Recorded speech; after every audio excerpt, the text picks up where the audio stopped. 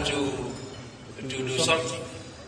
So this is why, with the agreement with the support of the President Tibi, President of Chad, I am launching an association that is l'Association des Amis du Lac Chad, Association of Friends of Lake Chad, Lake, and I will do all friends to support this project, that will support the countries around Lac Chad and finally Africa. That means that there are really too much things to do to participate, to regenerate l'environment, to protect the environment against this disease. Thank you very much.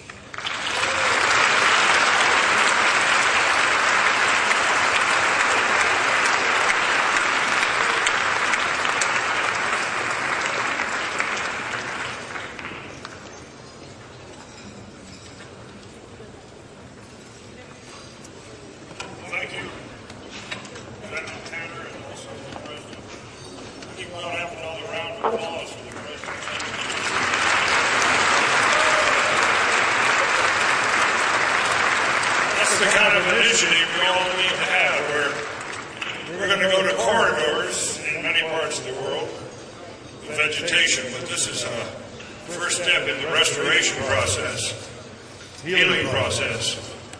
Now I'd like to introduce the ICC, another ICC founding co-chairman, Ed Royce. Ed is serving his 9th term in Congress, and he's currently serves as a senior member of the House Foreign Affairs Committee and the Financial Services Committee. Ladies and gentlemen, Chairman Royce.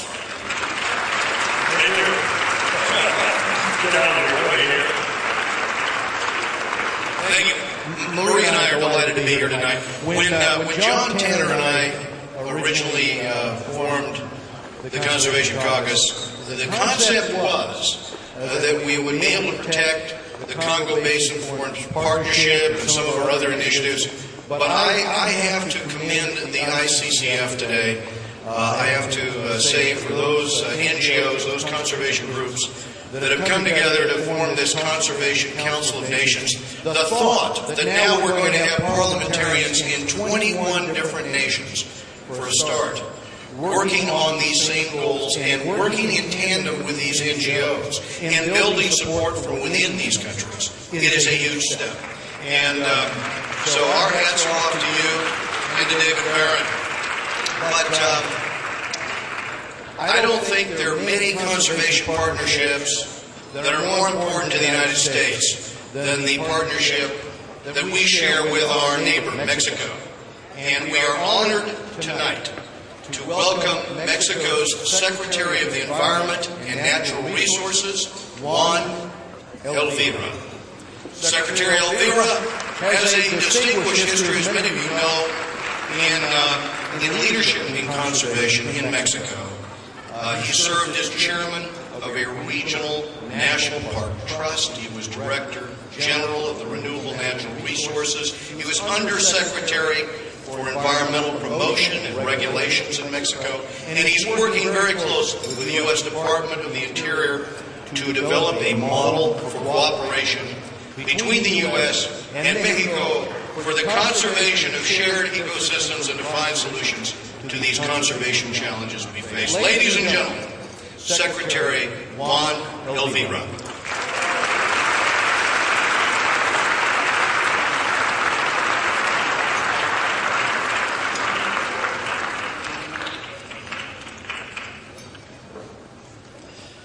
Mr. David Barron, founder of the ICCF, President Wade of Senegal, distinguished members of the United States Congress, distinguished guests of this gala dinner. It is a real honor and pleasure to have been invited to address this gala event. I commend and recognize ICCF work in favor of international conservation. Mexico is now proudly a founding member of ICCF's Conservation Council of Nations initiative, and we look forward to a fruitful relationship and other future work. President Calderon has asked me to thank ICCF on his behalf for this invitation to this gala dinner and to transmit again his apologies for not being able to attend. I wish to share briefly with you on a recent initiative between the United States and Mexico that envisions to improve collaboration on conservation of transboundary ecosystems. The initiative builds both on the success of the U.S. National Park System as well as on the success of Mexico's own Protected Areas Program. Today, 13% of Mexico's territory is protected as a federal natural area. Adjacent to the border of the Big Bend National Park in Texas, Mexico designated last year a fourth protected area that currently forms with the Big Bend, an interrupted protected ecosystem, one of the most important of North America. There, President Calderon and President Obama have decided to improve our cooperation on conservation and to develop a model of partnership to work in this shared ecosystem. In a joint statement last May, as a result of Calderon's state visit to the United States, they noted that the area comprised together by the Big Bend National Park and Rio Grande Wild and Scenic River in the United States and the protected areas of Maderas, Santa Elena, Ocampo, and Rio Bravo in Mexico constitute one of the largest and most significant ecological complexes in North America. That increasing protection and cooperation in this area restricts development, which helps to preserve the natural ecosystem and also enhances security in the region. And to preserve this region of extraordinary biological diversity, they expressed their support to the United States Department of Interior and to the Secretariat of Environment and Natural Resources of Mexico to work through appropriate national process to recognize and designate Big Bend, Rio Bravo, as a natural area of binational interest.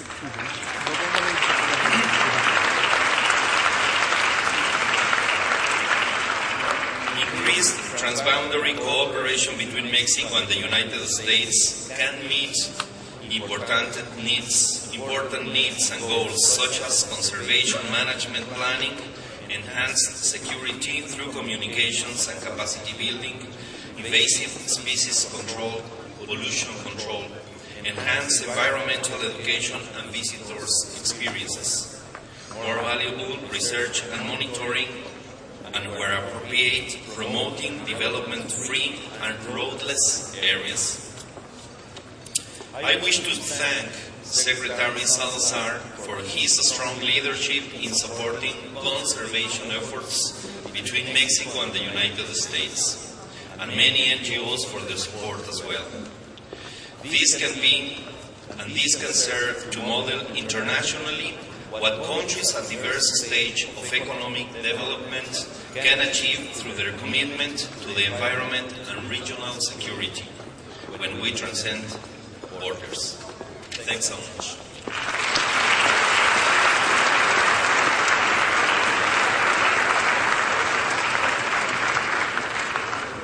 Thank you, Secretary. And also, this is an amazing plan. It not only gives us a whole of biodiversity, but it also helps the national security. And we've got a little ways to go here, not too long, so stick with us. We're running a little bit long, which is not surprising, but we've got some really good stuff coming up, okay?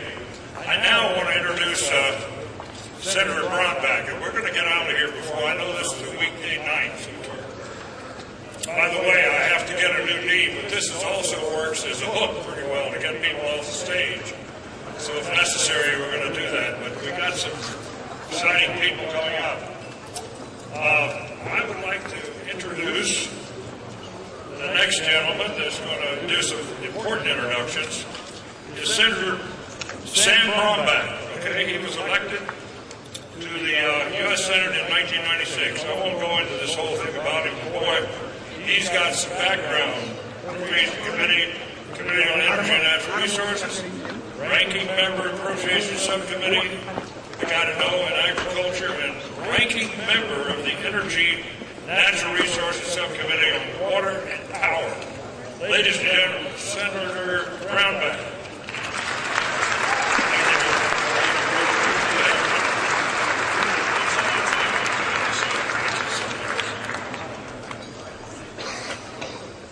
Hope you're having a great evening. What a great evening this is. I want to thank ICCF for what they do. And this is my last one. I'm retiring from the U.S. Senate. What I love about this group is they pull people together and they form relationships. And it's not about ideology, it's about getting something done. And I think we just need to do a lot more of that relationship building. Lincoln would talk about friendship being the better part of life.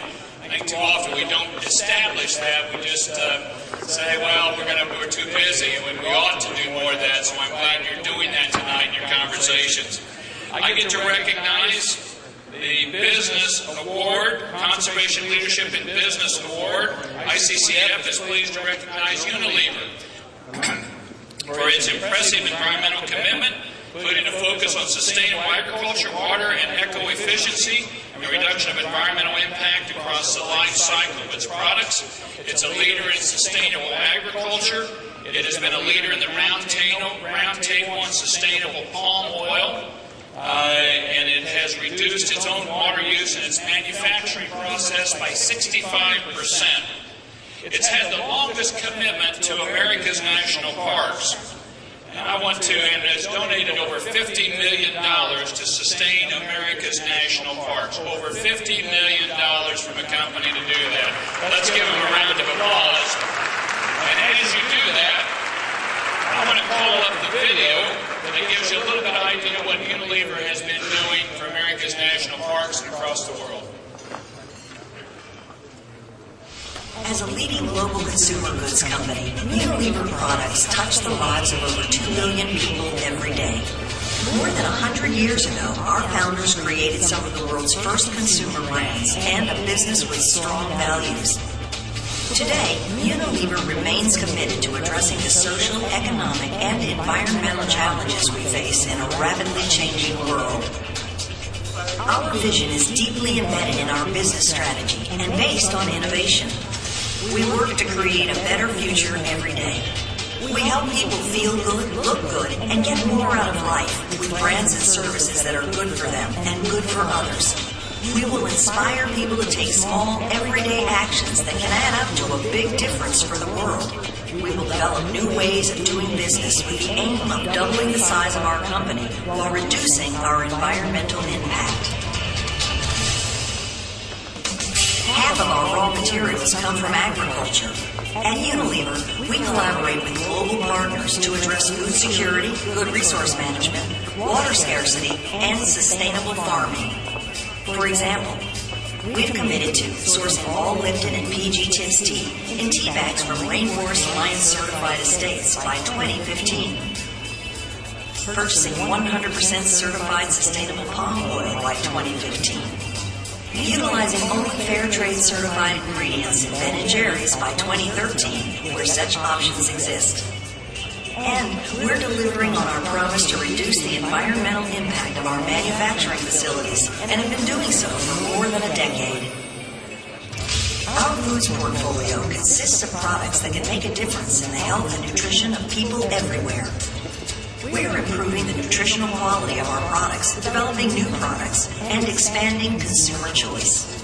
Along with our partners, we can achieve long-term solutions to many health and nutrition challenges facing consumers around the world. Our leading portfolio of personal care products is helping to improve the health and well-being of people across the world. And by enhancing the self-esteem of millions of young women, we're helping build a better tomorrow. We are honored to have received many global recognitions for our commitment to sustainable development. But we recognize that we have more to do and have the plans to get there. At Unilever, we work to create a better future every day.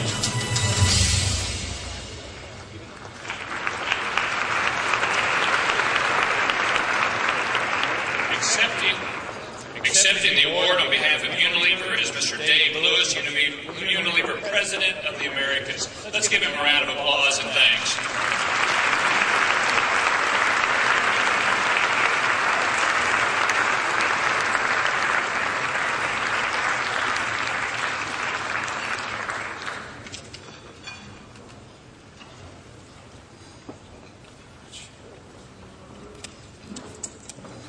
Thank you, Senator Bradbeck. Good evening, Her Majesty Queen No, His Excellency, President Ward of Senegal, members of Congress, distinguished guests, ladies and gentlemen. It's an honour, but also quite humbling, to be standing here accepting this prestigious award on behalf of 163,000 Unilever employees from around the world. Unilever's commitment to sustainable development has been an integral part of our DNA since our company founders set out to make hygiene and personal care commonplace. More than 100 years later, 2 billion times a day, somebody somewhere uses a Unilever brand. Unilever products are present in 9 out of 10 households across the planet, where they make a small but important difference to the quality of people's lives every day. In this 21st century, however, we face significant challenges to our quality of life and that of future generations. In a recent speech, the UK government's chief scientific advisor warned of an advent of a perfect storm. He spoke of an energy crisis, a food crisis, and a water crisis. I think we're all familiar with some of the facts. There will be 2 billion people more on the planet in 2050, many of them climbing the economic ladder. We will need to increase world food production by 50% by 2030. We will need to expand the energy supply by 40 to 50% over the same period. And we will need to address water scarcity with the fact that 1 in 3 people already are facing water shortages. ICCF calls this the natural security challenge. At Unilever, this has caused us to rethink our complete business model. We believe the business case for sustainable development is clear. It drives consumer preference, it guides brand innovation, it aligns with our customers, it stimulates market growth, and it can provide cost benefits. Our intention is to decouple growth from environmental impact. Business as usual no longer applies. At Unilever, our vision is to double the size of our business whilst reducing our environmental impact. We have substantially reduced the environmental impact of our manufacturing processes and operations. But we've also spent a great deal of time and resource understanding Unilever's environmental footprint across our whole value chain. Whilst 5% of our environmental impact is from our internal operations, 25% of it is from the upstream supply chain, and 70% is generated by consumers when they actually use our product. This assessment of our environmental footprint gives us a new roadmap.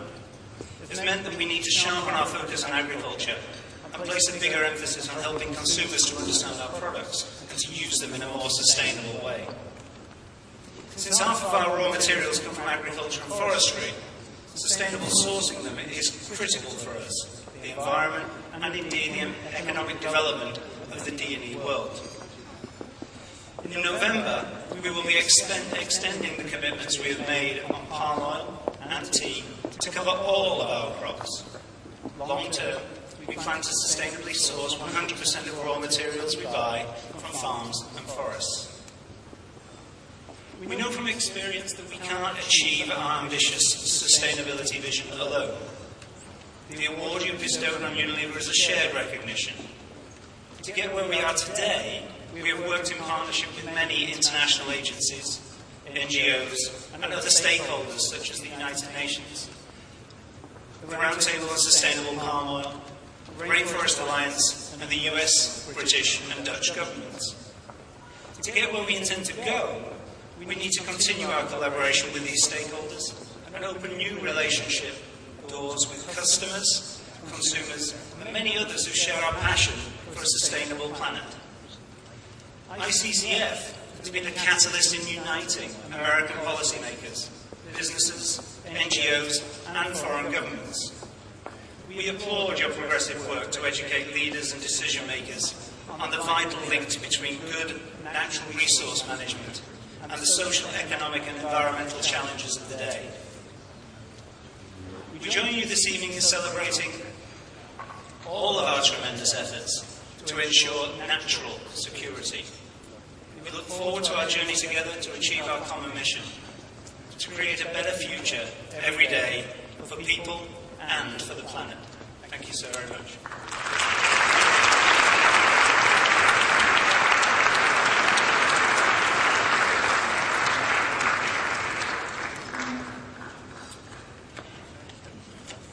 Boy, he really gets it, I'll tell you that. What a great example they're putting for the rest of us. Well, now comes a exciting time for me. I never thought that I'd ever get a chance to introduce Queen Nora. But I am, so I want to say a little bit about Queen Nora, if you don't mind. You know, this is a little bit like preaching to the choir. Maybe all of you know all this already. But I'm pretty impressed to say the least. Her Majesty Queen Nora of the Hashemite Kingdom of Jordan is an international public servant and an outspoken voice for the issues of world peace and justice. Yeah. We know that she plays an active role in promoting international exchange and understanding of Arab and Muslim culture and politics. She's also heavily involved in conservation. She's also helped found media programs to highlight these issues, sustainable development. Her conflict recovery and peace-building work over the past decade has focused on the Middle East, the Balkans, Central and Southeast Asia, Latin America, and Africa. Wow. She is also actively involved with the international and UN organizations that address global challenges in these fields. Ladies and gentlemen, it's my pleasure to introduce Her Majesty Queen Nora.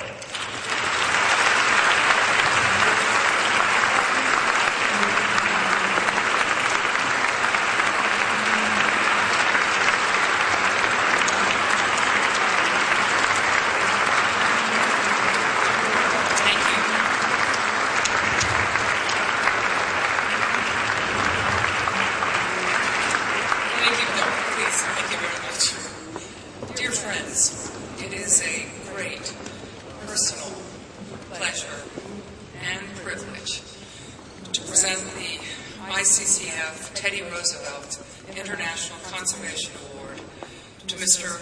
Russell Train in recognition of his innovative leadership in conservation policy and his lifetime of individual conservation leadership.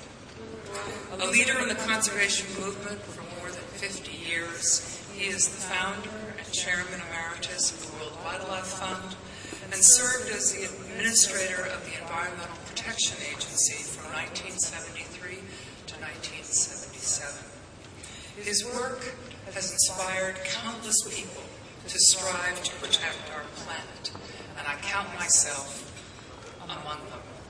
Growing up in Washington, D.C. in the 1960s, he was a dear family friend, and he was one of my early heroes, alongside Martin Luther King and Sergeant Schreiber, who founded the Peace Corps. He was helping to generate the science, energy, and resolve of the environmental activism of the 1960s and 70s, and of course to this day, which engaged me then and inspired one of my first priorities as Queen of Jordan. Jordan, as you know, as many of you know, is without exaggeration one of the most beautiful places on earth. It is home to a vast spectrum of topography and ecology, forests and deserts, the Dead Sea and the Gulf of Aqaba, mountains, deserts, and the lowest point on the planet. But its breathtaking natural wonders and also its unique cultural and ancient cities are today threatened by environmental degradation occurring in the Middle East and around the world. Even though the Middle East contributes less than 5% to the causes of global warming, its effects will be disproportionately severe in our region. Recent droughts in Jordan and other countries were the worst recorded in decades, in a region where water is an extremely precious and terribly mismanaged resource. In a region that is also largely poor and developing, the cost of environmental damage is estimated at 5% of GDP. Health problems from air pollution alone cost Arab countries over $5 billion a year. Environmental crises also, as you've heard earlier, have direct political consequences, as groups in our already volatile region fight over increasingly scarce resources. Mismanagement of natural resource exploitation, migration caused by desertification, and competition for usable land have fueled violent conflict in many countries. A groundbreaking 2008 report by the Arab Forum for Environment and Development, an independent panel of experts from across the region, highlighted the mounting danger posed by water scarcity, desertification, and air and marine pollution, concluding the Arab region's fate is inextricably tied to the state of its environment, adding that environmental issues need to be urgently recognized as deserving political and economic priority on par with other major macroeconomic issues. Of course, I think that applies to every country on Earth. Some might find that hard to swallow. Could the environment really be as important as resolving political violence in the Middle East? Or could the environment really be as important as economic development, which is desperately needed in this part of the world, and again in so many others? And of course it is. Globally, more than 1 billion people lack safe drinking water, and half the world's population could face a climate-induced food crisis by the end of this century. What could be more deserving of political and economic priority than human survival on this fragile planet? Environmental stewardship is not only essential, but it is also, in the long run, profitable. Economic growth, which enhances sustainable human security, is a necessary underpinning for improving political stability in so many regions of the world. What is good for our planet is also good for peace and prosperity. My husband was one of the first to see this nexus. In 1966, as the environmental age was just dawning, King Hussein founded the first nature conservation NGO in the Middle East, the Royal Society for the Conservation of Nature, which I became a patron of after our marriage. Over the decades, it has developed pioneering models for conservation and sustainable development, and we've also provided training and capacity building to institutions throughout the Middle East. We also developed, in cooperation with the International Union for the Conservation of Nature, the region's first national environment strategy. So that's just a little bit of a man who, like our awardee today, had a vision and the courage and the wisdom to pursue it and to empower others to join with him in that effort. Another leader, earlier today at the UN General Assembly event on biodiversity, Secretary General Ban Ki-moon sounded the alarm in no uncertain terms. We are bankrupting our natural economy, he said, referring to the wealth of our planet's biodiversity and natural ecosystems that provide mankind with services estimated in the trillions of dollars, but which now face a crisis of unprecedented proportions. Now more than ever, we must work together to face the challenge. And now more than ever, the United States can lead the way by taking actions to secure not only its own future, but that of all life on Earth. In just over a month, we have that chance as world leaders convene in Nagoya for the Convention on Biological Diversity. Held once a decade, this is a rare opportunity to shape conservation at a global scale. To meet the crisis, it is imperative that we quickly bring more of the world's biologically rich areas, those areas that also provide the critical services which we rely on, such as clean water and fresh air, under protection. A critical next step is for world leaders meeting in the Convention on Biological Diversity in Nagoya to protect 25% of the world's land and 15% of the world's seas by 2020. This is a critical opportunity for the United States, which is one of only 2 countries in the world that has not yet ratified the treaty. The U.S. was instrumental in crafting the CBD in 1992, but by not ratifying it, U.S. national interests in agriculture, research, pharmaceutical, and biotech sectors will be affected without the country having any vote. Governments must create social and economic systems that provide an incentive for the conservation of nature and disincentives for negative impacts on nature as we move forward in a way that balances development with conservation. It's always been a source of enormous pride for me to work with leaders in the conservation world who are pushing forward this agenda. Russell Train holds a preeminent place among them.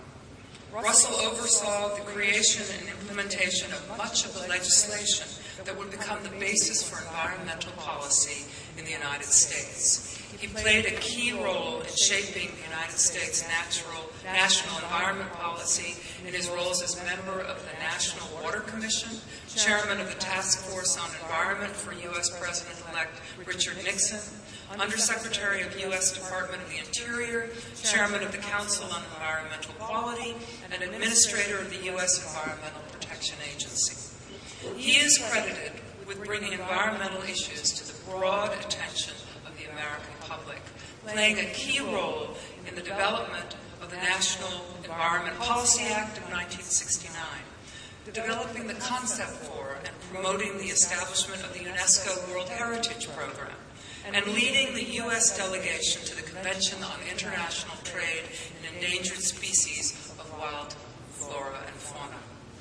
In addition to his outstanding achievements in the government sector, Russell has established a personal legacy as a conservation pioneer.